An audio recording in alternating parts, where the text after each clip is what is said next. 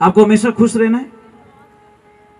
अब जो नहीं जानते, अभी से मेरा चैनल है, उसके ऊपर ओके करो, सब्सक्राइब करो और मेरे से जुड़े रहो। थोड़ा जोर से।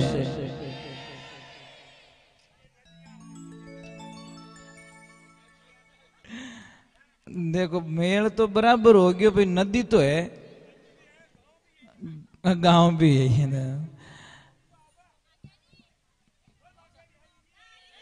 चलो राधे राधे, थोड़ा जोर से बोले।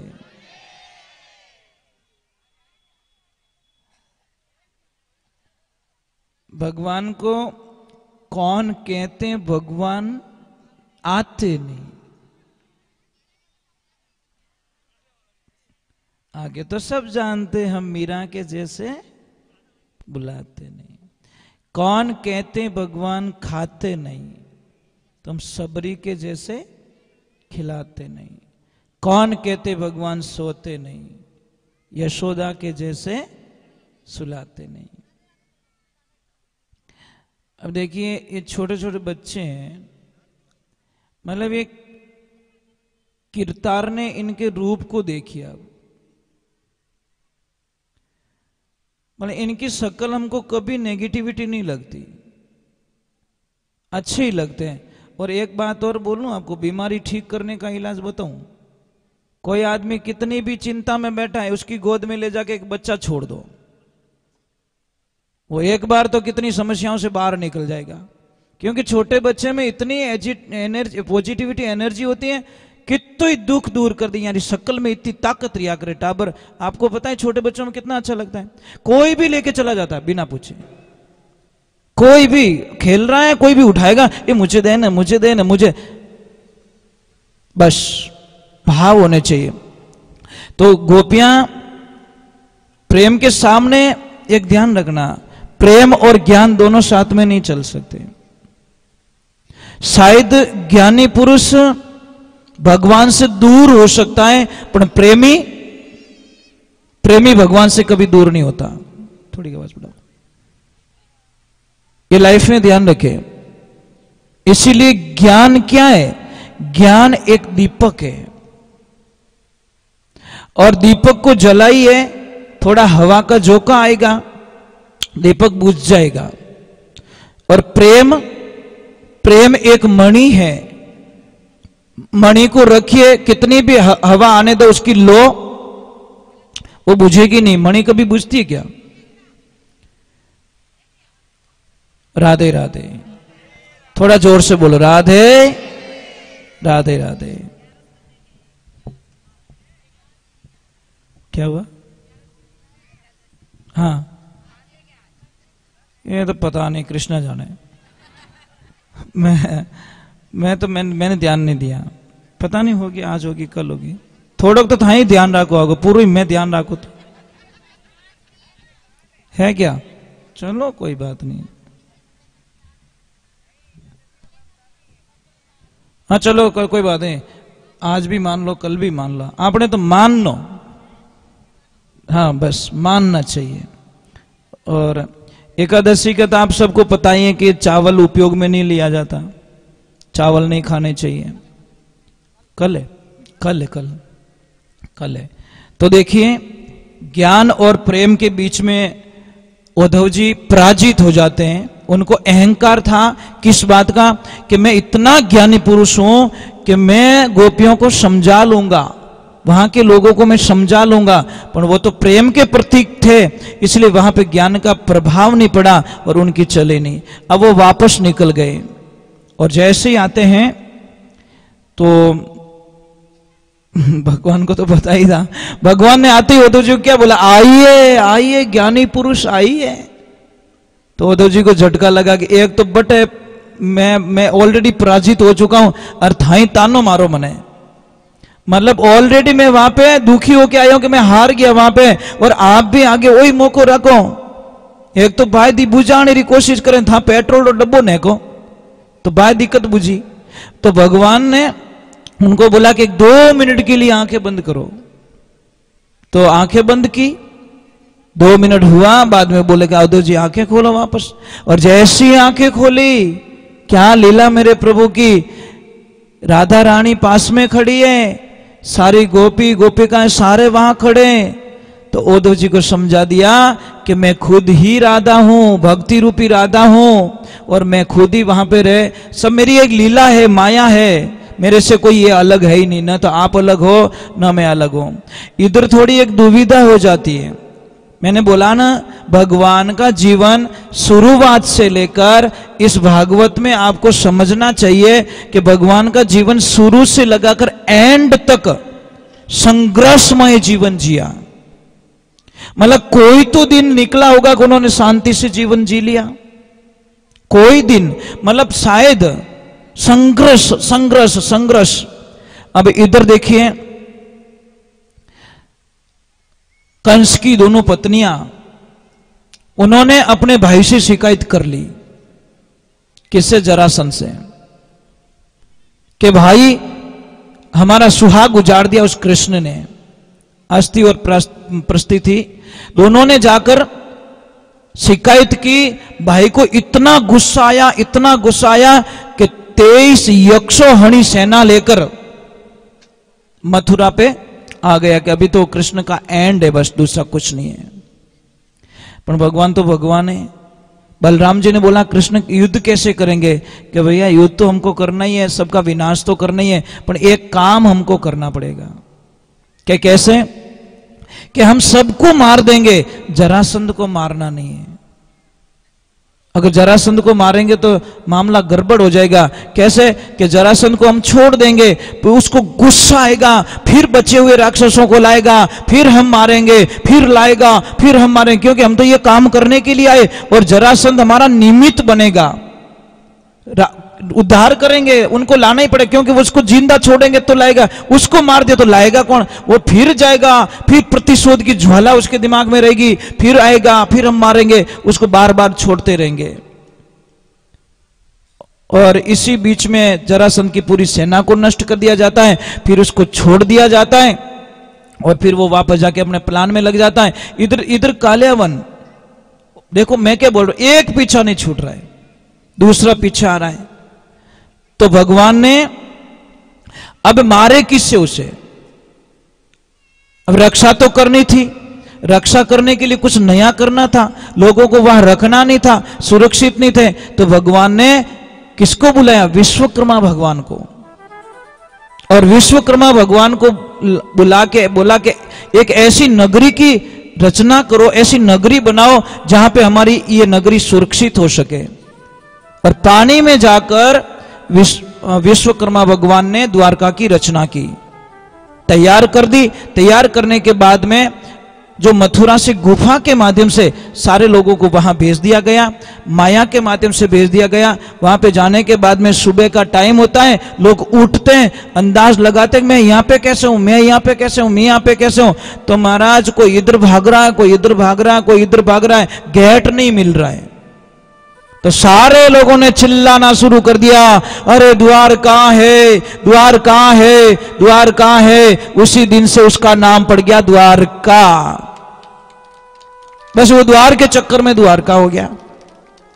अब इधर कालियावन आता है तो उसको भी मारना जरूरी। अब कुछ भी नहीं कृष्ण के पास में, तो उन्होंने एक युक्ति सुझाई कि दुश्मन आ रहा है, भगवान आगे दौड़ते गए, दौड़ते गए, दौड़ते गए, दौड़, एक भयंकर जो जंगल में गुफा थी उस गुफा में चले गए। और वहां के मुचकंद नाम का राक्षस वो थे, देव वहां पे सो रहे थे।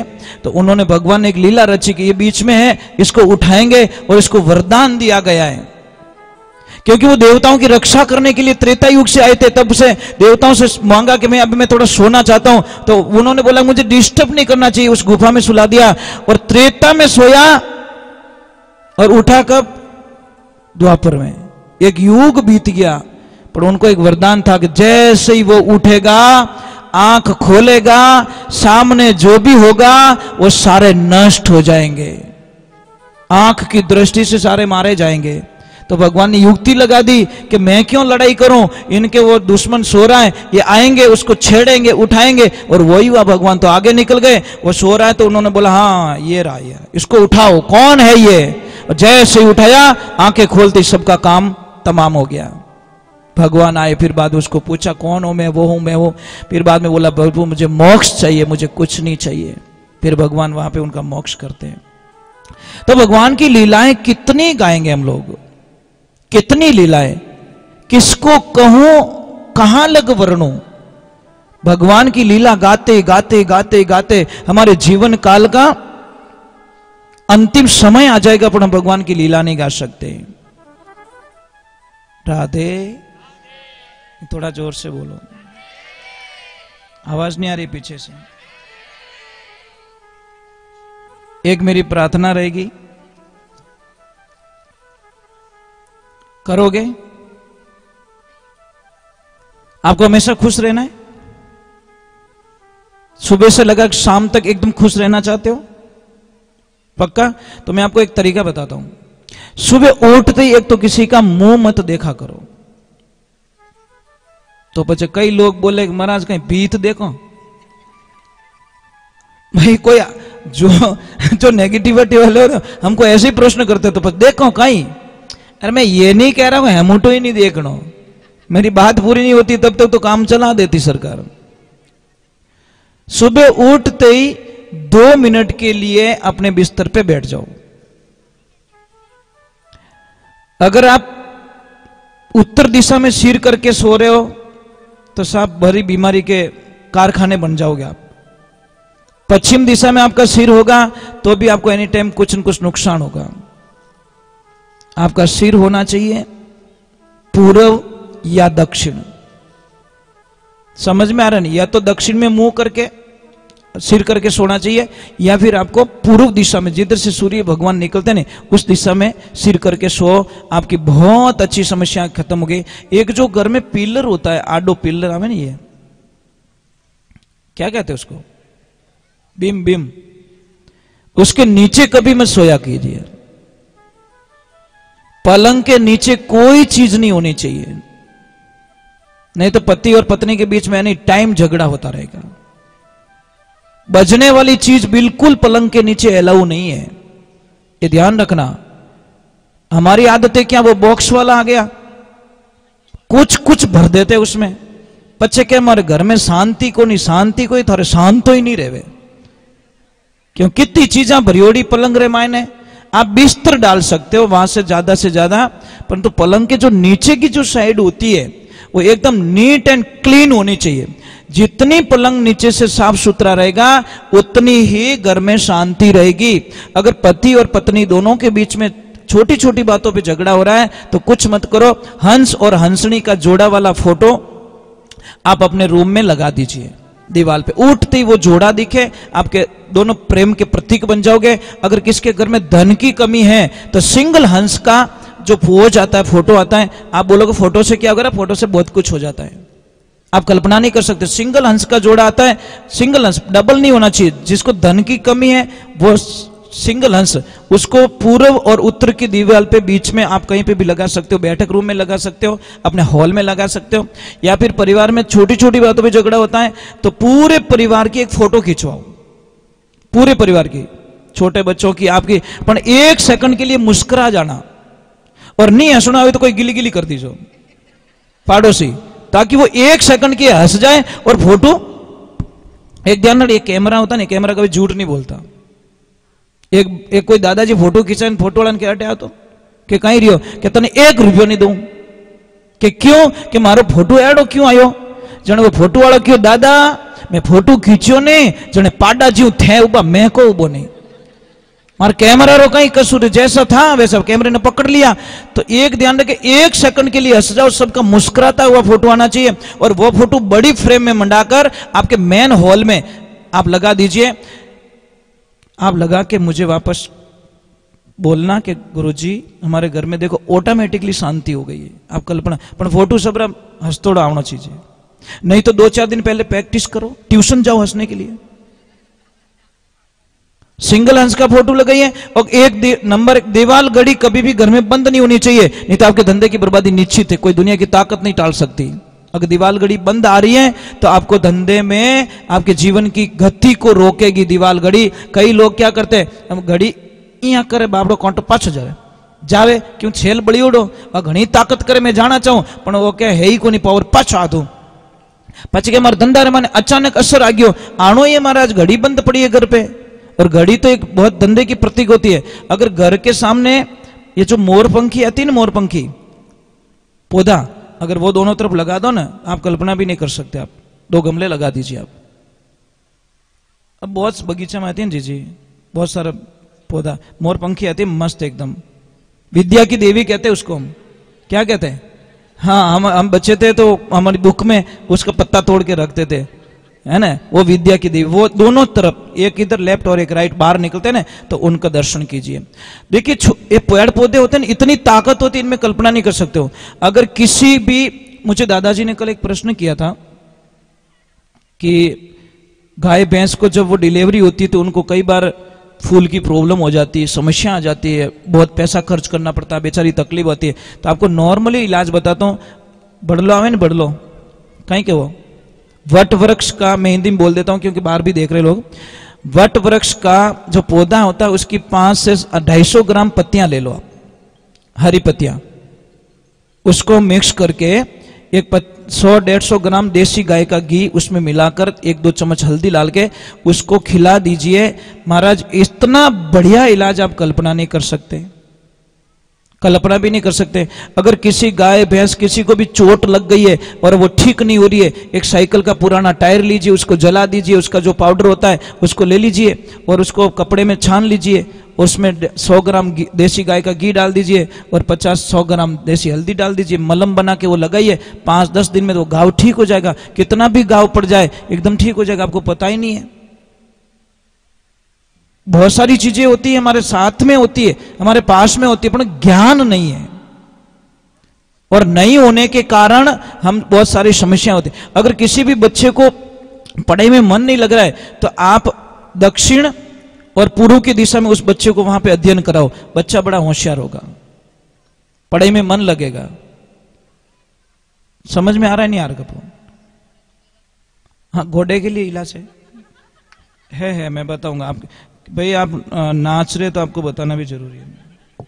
गोडा तो अटी दुका ऊपर याद करो। हाँ राधे थोड़ा जोर से बोलो।